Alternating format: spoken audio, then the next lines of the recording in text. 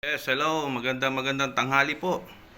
Meron po tayong part 2 ni Rosalinda Onrubia. Panoorin nyo lang po. Ito na po ako sa tahanan ni Lola Rosalinda Onrubia. Ayan. Papasok na po tayo. Tingnan natin kung nandiyan dyan. Hello, Lola. Magandang umaga. Pasensya na. Naabala ko kayo. Ito na yun. Salamat po. Oo. Ito po, yan eh. Dakin po salamat. Nasa namin talaga kayo. Wala eh. Yan mo, meron pa yung darating. May makapansin lang. Ano nga pala? Tuwing kailan dumarating yung basura nyo pala? Basura? Oh. Ano po? Tuwing... Minsan po, dumadat yun lang dyan eh. Hindi nyo alam anong araw? Hindi po.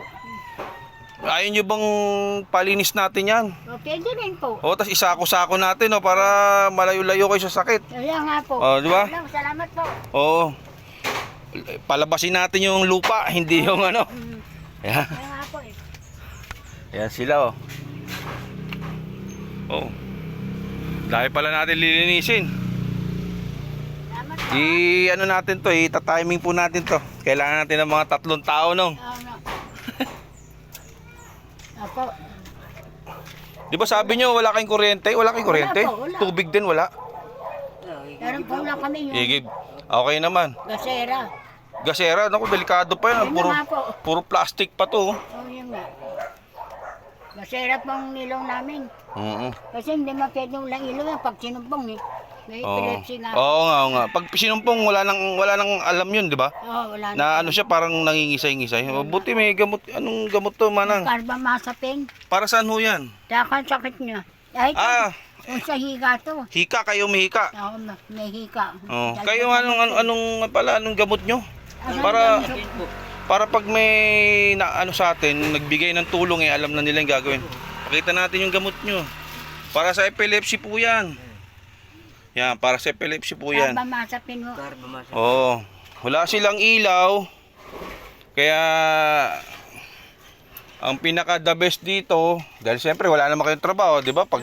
Kahit magkaroon kayo ng metro, hindi niyo rin mababayaran, mapuputol. Oo. 'Di ba? Sandali lang po meron daw akong ilaw dito.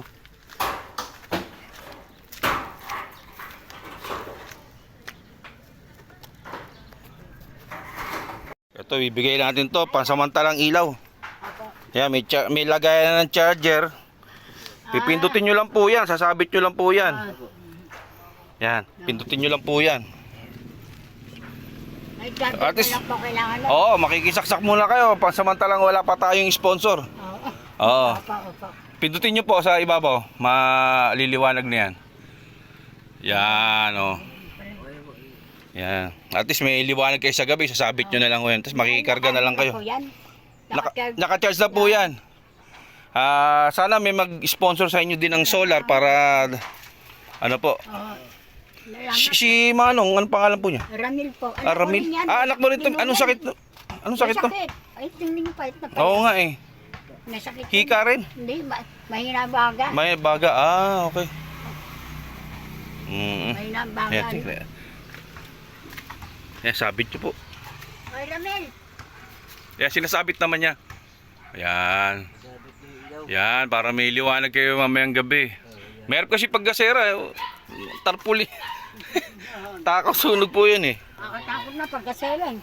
Sabi ko, baka lahat ng bahay. Oo. Bantayin ho yung pag ganun gasera po yun. Una siyang masisumog kasi siya una lang doon. Oo. Eh kami makakatakbo pa ako. Hindi na siguro rin ako makakatakbo kayo. Oo.